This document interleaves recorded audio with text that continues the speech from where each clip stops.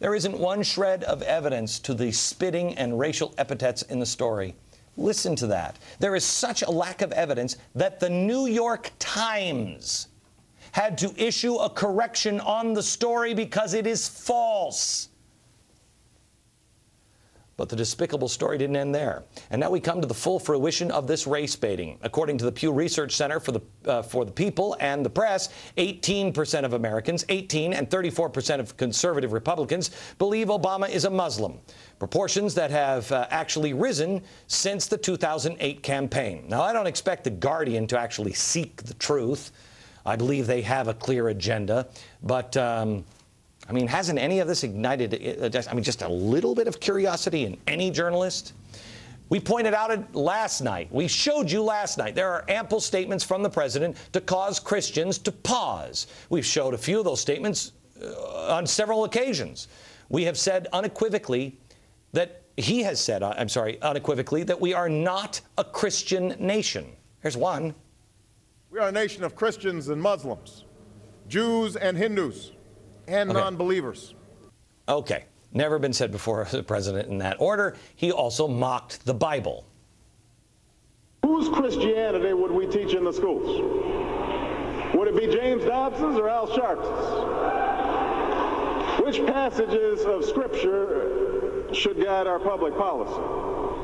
Should we go with Leviticus, which suggests slavery is okay, and that eating shellfish is an abomination?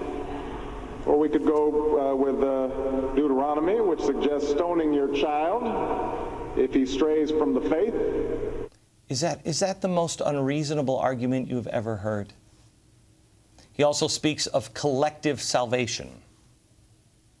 My individual salvation is not going to come about without a collective salvation for the country. My individual salvation rests on our collective salvation. Our individual salvation always depends on collective salvation. Our individual salvation depends on collective salvation. You go ask your pastor, priest, or rabbi if that is true. You might think someone would follow up on these surveys, since two of his three best-known spiritual advisors, Jeremiah Wright and Michael Flager, are extremist clergy members, far out of the mainstream of Christianity, into liberation theology. The third, Jim Wallace, is an admitted Marxist. But no. Interest from the supposed big three of TV news? No. Hey, Katie Couric, how are your ratings? No one has paid any attention to the anti-capitalist in the administration. Several socialists, admirers of Mao. None of this has aroused the interest of the adoring media crowd. Their only response is to call me or you or anybody else a liar, a hater, a bigot, stupid, full of lies, whatever. Wouldn't you think somewhere out there on a network other than Fox, someone might be some bit itty-bitty curious about the truth?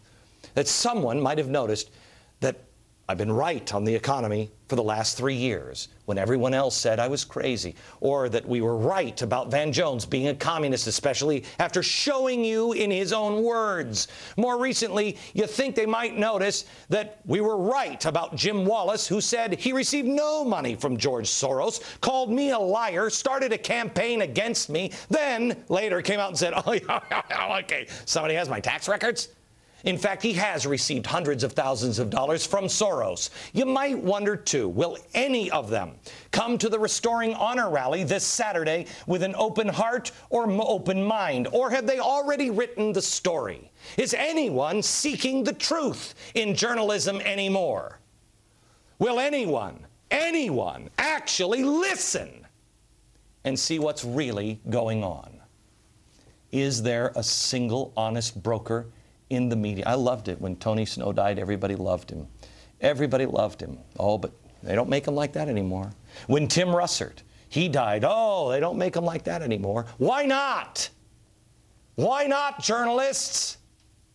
Make yourself into those people. Too many journalists have already written their script in their hearts and in their minds. knowing what the truth really is, knowing who the people of America really are, knowing what this rally is just about hate and politics, and that everyone who joins us there will just celebrate their hatred. I'm looking for one journalist to tell the truth and honestly listen and consider the republic over politics. On Saturday, we're here in Washington, D.C. to restore honor, and you have to find it and define it first. On Saturday, we are going to be giving, this is the first medal, we're giving 3 people, 3 citizens medal, restoring honor. Really the only place that you really find honor is in our military now, where you find it in great abundance. And I found an amazing organization, Special Operations Warrior Foundation, SOWF. It is amazing. It started in the deserts of Iran when they went in to rescue the hostages and the helicopter burned, you remember? And guys looked at each other before they landed and said, if I die, will you take care of my family? And vice versa. Yes, I will. But if you die, I'll take care of yours. If I die, you take care of mine. That's the way it all started. It was soldiers taking care of soldiers. We don't do it as a country. But you know what? I kind of like it that way. We should be responsible. These are amazing people that have fought and died for us and our freedom. I want to introduce you to a couple of the people who have been helped by Special Operations Warrior Foundation. Valerie Chapman Nessel, she is the widow of Tech Sergeant John A. Chapman, and Melinda, say your name for me. Petrogani. Petrogani. She is the daughter of Private Michael Rudis. All right, I'm sorry about that, Melinda. I know we met before out west. You have an amazing story. First, let me talk to you, Valerie, about your husband real quick. How did your husband die? It was on March 2002, the Battle of Anaconda, when we just first started going over there to get the Afghanis. And basically a Navy SEAL had fallen out of a helicopter that got shot down, and so they had to go back in and get him because they don't leave anyone behind.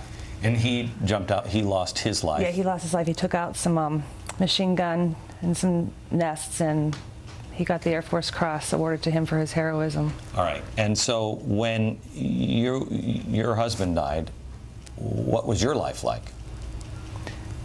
A mess? Yeah, basically. I mean, I remember initially, you know, that infamous knock at the door. Yeah. I remember that, and then the next 2 weeks were very blurry. But I had so much help and support and love from my family, my friends. I mean, his combat controller buddies. How is Special Operations Warrior Foundation? How do they actually help? Listen to this, America, because this is amazing. They are an amazing group of people. I mean, within the first month or so, you're contacted, about their organization, and they get your information. But they send my girls, Christmas, birthday cards, every year, and they will make sure my children, John's babies, get to go to college for free. What more can you want? Yeah. Melinda, when you were out with me, we spoke at a fundraiser together, and you were remarkable. Oh, thank you. Because what hit me was, this is not an organization that is, you're not donor recipient 1174. No. They know you. Explain. They call me, they call my mom. In elementary school, middle school, high school, they don't just contact you like, oh, you're 18, you're ready to go to college. Now we'll start a relationship. Is it true? I heard John Carney, he's one of the head guys. He said that if you were been struggling in school, 5th grade, they fly out. Oh yeah, what's the deal? Well, John will call you himself, or come and talk to you if give you a little nice push in the right direction. If you're not up to par. I want to talk to you a little bit more about these. We have a couple more minutes here. Let me take a break. And America, I want to just share something with you personally that I have seen that I think is what we're really supposed to be like. Next. We're back with Valerie Chapman Nessel and Melinda Petrogani. She is, you lost your father when you were 8 months old. Correct. He was Special Operations, and you lost your husband when we just started going into Afghanistan. Right, and my daughters were 3 and 5 at the time. And frightening for a mom. Frightening for a mom on how do I do it? Yes, got it. Definitely. I don't know if you know this. We don't we don't send our heroes, our fallen, to the kids to college. It's incumbent upon us. It's incumbent upon us. You're coming to the honor, Yes. Restoring Honor rally. Yes, with the girls. With your girls? Yeah. You had written down a couple of things here. Would you share what you wrote about honor? I found this on a church marquee, and it said, honor, the only people who have it have character. And I believe every man and woman that has died for our country has that character. Right. We have to find it in ourselves. Yes, we do. And then also, honor them by remembering freedom is their gift to us, meaning to Americans. You know, what they did was so that you can still live here free. Because that's not your father's gift was not freedom. I mean, it was to me. Right. But it's not necessarily to you. His gift to me was sacrificing, knowing that being in special ops, you're not going to be there all the time. That something could happen, that your family might not know where you are, what you're doing, but knowing that you have that family to come home to.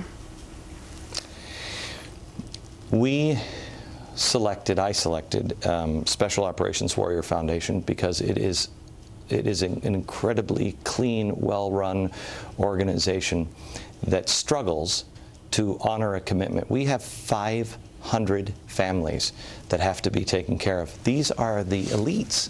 These are the ones that go in and do the jobs that nobody can do.